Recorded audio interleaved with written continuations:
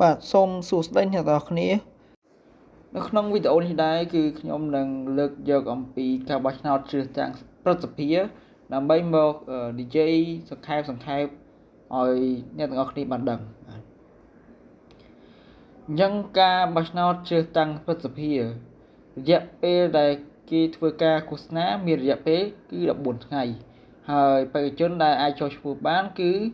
ចាប់ពីអាយុ40ឆ្នាំឡើងហើយ